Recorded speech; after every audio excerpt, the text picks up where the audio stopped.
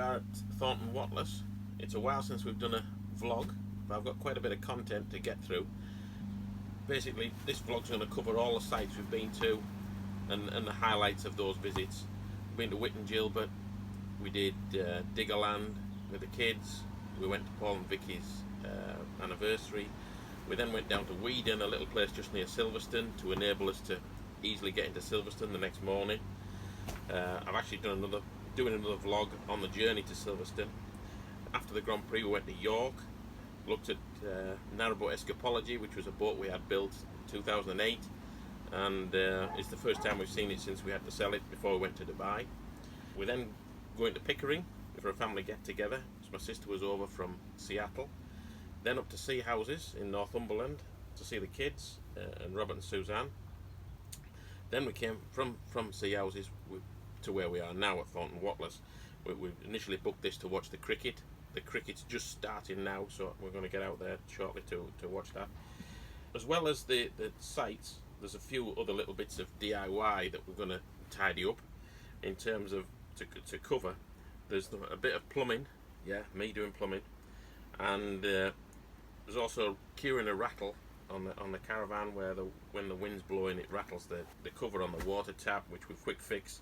Also testing out some Shadowform. Some of you might already use that anyway, but I thought I'd do a bit of a vlog showing it how it works, because I've got some other stuff to do in the future with that. And then simple thing, just some thank you cards that we had printed. I thought we'd share. So we'll get on with the vlog. Thanks.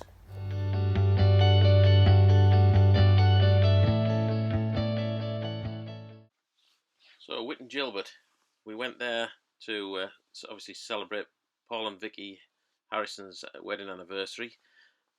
10 years. I know Vicky's put up with Paul a lot longer than that, but they were just celebrating the last 10 years. It was also an opportunity to see their house and garden, and they had a magician there, Luke Howells, who was excellent. Drinking beer the day before a trip to Diggerland probably wasn't the best preparation, but we had an excellent day with Robert, Suzanne, Faith and Leo, riding various machinery, diggers, excavators, dumpers, Land Rovers.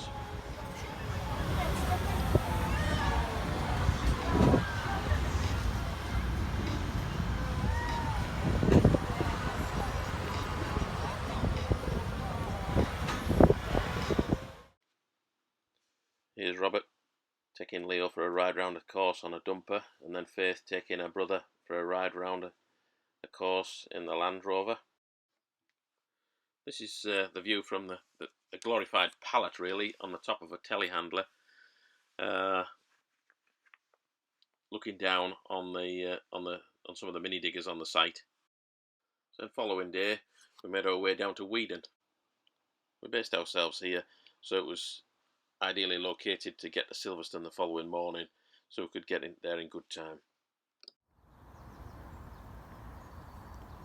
Here we are down at Whedon on the Grand Union Canal.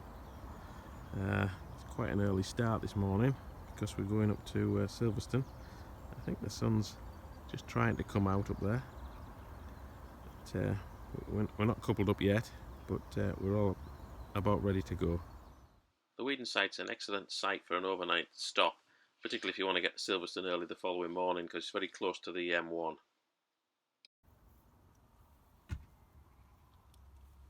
It does have a bit of a fly problem, as you can see from this footage, but it's nothing we couldn't deal with.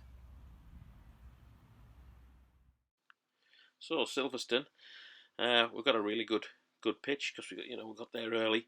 Very handy for the circuit.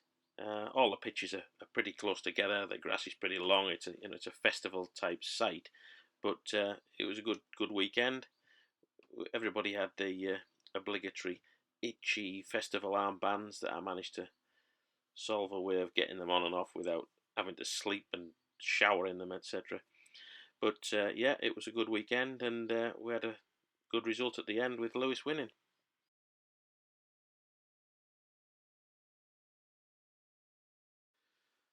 So then on the road again up to York just for an overnight stop, because we wanted to stop in York to catch up with Narrowboat Escapology, a boat that we had commissioned and built in 2008 and it was our first opportunity since we sold it before we went to Dubai 6 years ago.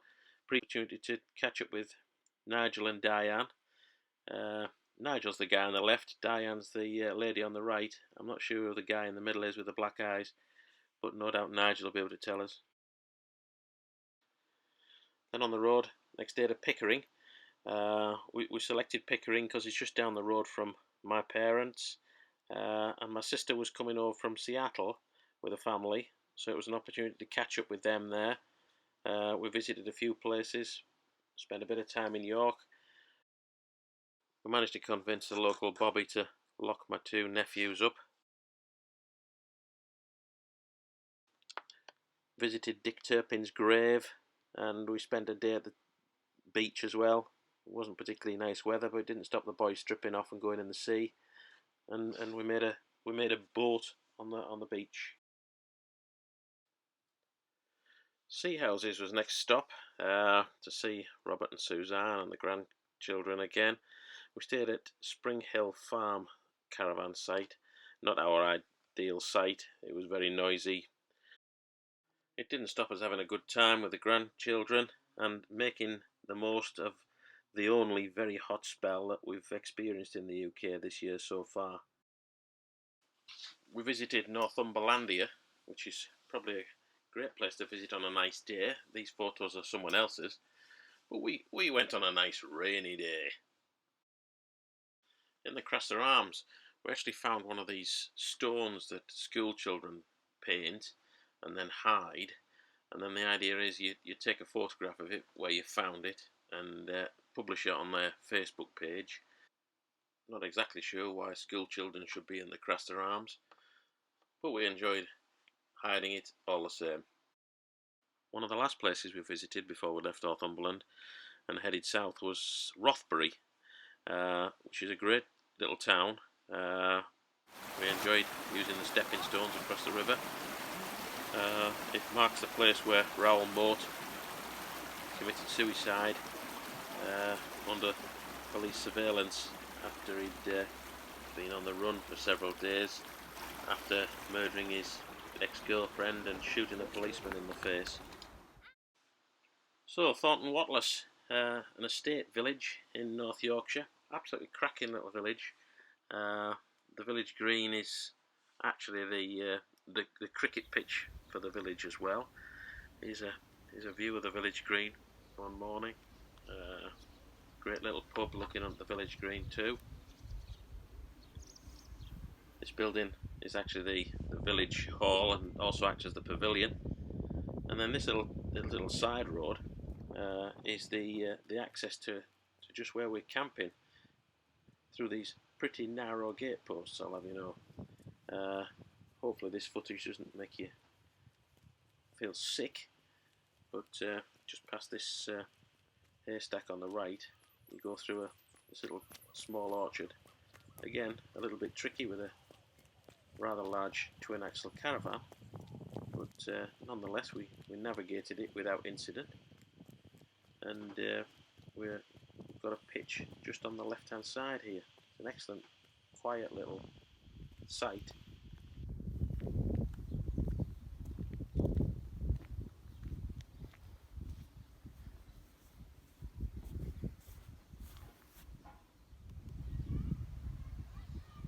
Lovely little view through the orchard, although one or two of these apples keep bouncing onto the caravan when the wind blows. But lovely sight, view of the church, hear the church bells striking every hour. But with it being only a small site, there's only 4 caravans on at the moment, and it's cracking place. We'll certainly come back in the future. It's not every day that your neighbour arrives back home in a horse and cart, but our neighbour here takes his horse and cart with him on holiday, and each morning seems to have a ride out, weather permitting, and it was really nice sight actually.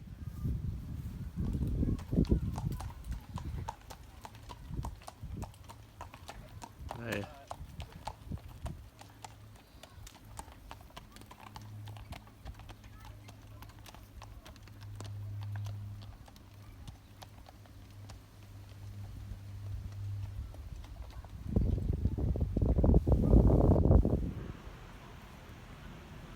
This is the cricket match that I referred to at the outset of the vlog, but Elaine and I really enjoyed sitting outside the pub drinking a few beers and watching the cricket.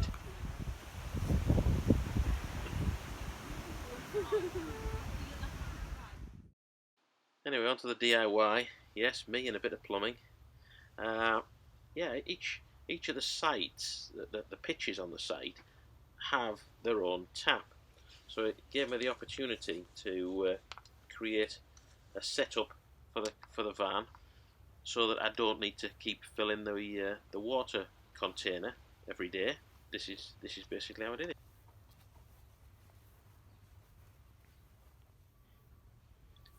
So the task really, first of all, obtain myself a length of food grade hose pipe so that I could connect the tap end to this water hog at the other end.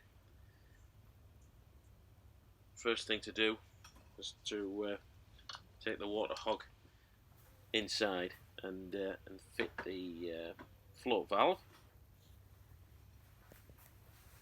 So first thing I did was I got myself a spare cap for the water hog and drilled a large hole in the middle of it so that I could mount this float valve in the cap, and then mount that halfway down the water hog.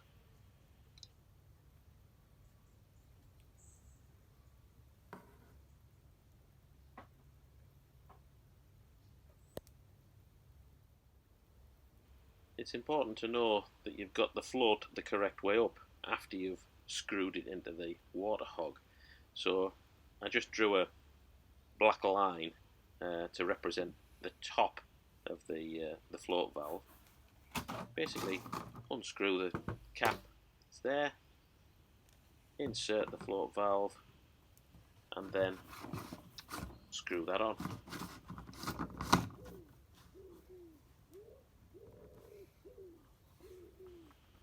Make sure it's tight. One last adjustment of the actual valve to make sure the valve is exactly vertical.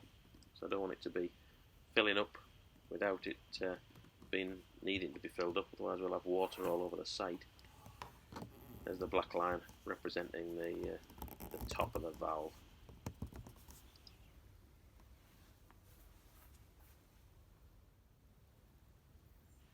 So I fitted this in a spare water hog actually. So first thing to do was to uncouple the existing water hog from the Caravan and pull that to one side. And drag the adapted water hog closer to where we need it. Couple up the hose and then insert the Caravan water pump that'll actually draw the water out of the water hog into the van.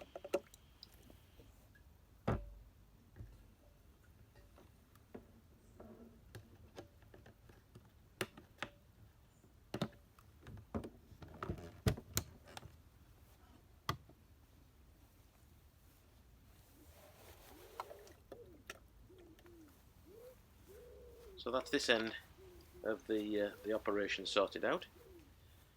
We'll go up to the other end, and it's a means of connecting this hose pipe onto the tap. Basically, just using normal hose lock fittings.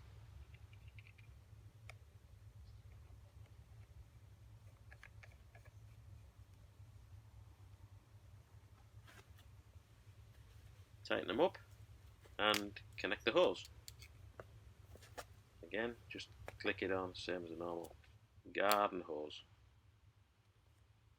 Turn the hose on, stand back a little bit in case you get soaking wet. Go to the other end, and you can hear it actually filling. And the important thing is that when it is full, it actually turns itself off, and it does.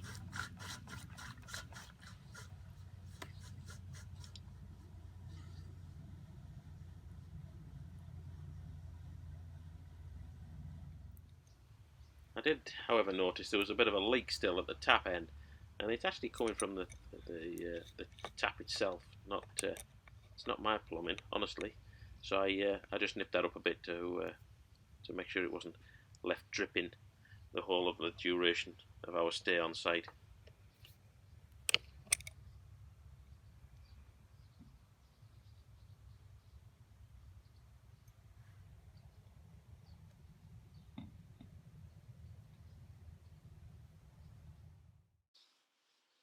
So stopping the rattle, yeah, top of the water hog where it connects to the van.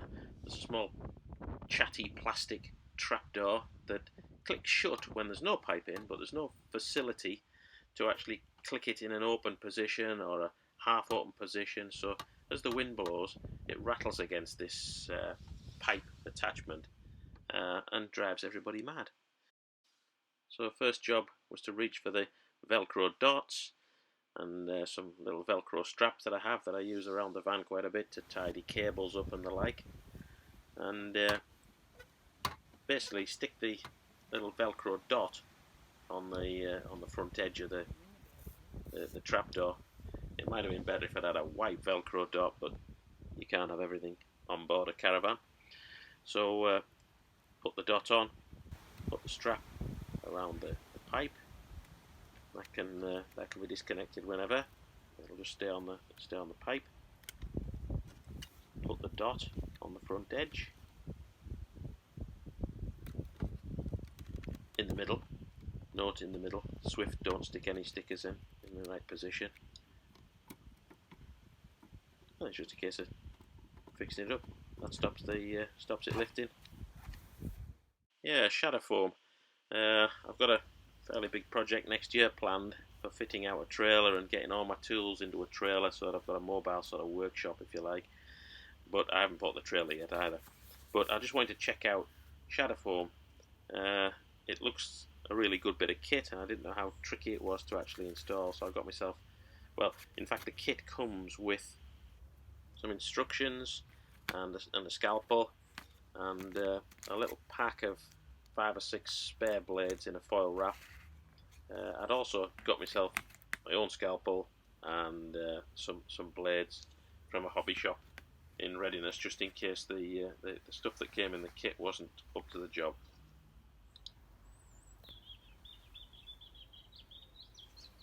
So I decided I'd repurpose this old briefcase of mine. Some of my old colleagues probably remember this one.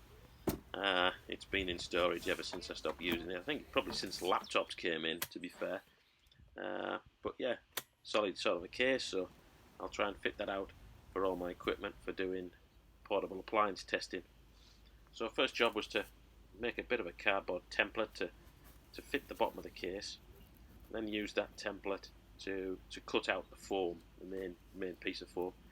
It looks a bit like a parrot's cut it, but it's all out of sight. The main thing is that the top edge is the bigger size, so that when it fits in, it'll actually fit in quite neatly around the edge. No gaps to start with.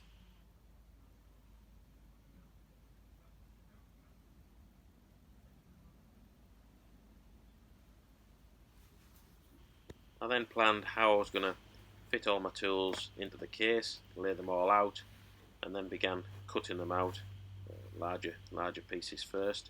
So the main testing equipment in, one of the adapters in, and just to give you a flavour of how we do it, I kind of held it in place with my thumb, carefully gave a shallow cut all the way around each item as close as possible,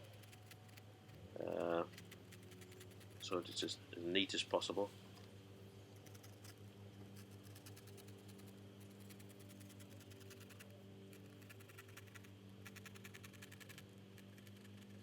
Once the shallow cuts are done, when you press it, you can actually see where the shape is, so that gives you then an opportunity to take it deeper, or cut it then. Once you've got to the right depth, you can then pull it away and cut it at an angle, so the part fits in to the depth you want it to fit in.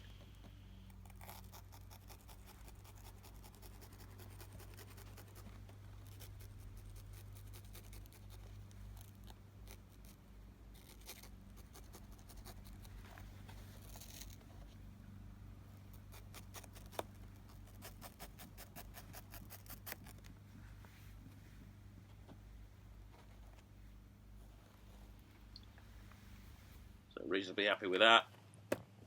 And now this is the big reveal, of course, for the finished product.